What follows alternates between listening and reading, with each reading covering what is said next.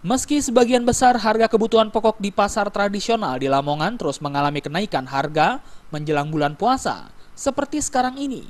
Namun operasi pasar yang digelar Bulog bersama Dinas Koperasi, Industri dan Perdagangan Desperindak Lamongan sepi peminat. Seperti operasi pasar murah yang digelar di depan pasar tradisional Sidoarjo, kota Lamongan ini. Meski dimulai sejak pagi, namun hanya nampak sejumlah warga yang tertarik membeli. Diduga sepinya pembeli ini diakibatkan kurangnya sosialisasi.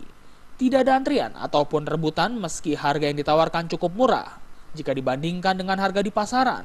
Seperti harga beras, jika di pasaran berkisar Rp9.500, di operasi pasar ini hanya dijual seharga Rp8.500 per kilonya.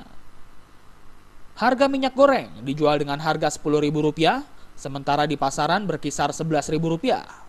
Selain minyak goreng, tepung terigu di operasi pasar ini dijual dengan harga Rp7.500 lebih murah Rp1.000 daripada di pasaran. Sementara harga gula dijual dengan harga Rp11.500. Kenapa? Murah gitu. Iya murah, harganya murah. Oke. Ini tadi beli berapa banyak? Kali sambungan. Kali sosok. Yang paling ngangge murah ini. Harga itu jangan menekan harga ya, jangan sampai harga itu di masa-masa bulan Ramadan dan hari raya ini biasanya harga itu sudah cukup melambung tinggi, jadi kita ini menekan kenaikan.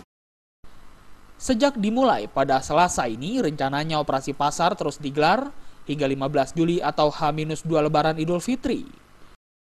Dari Lamongan, Jawa Timur, Muhammad Basoir melaporkan.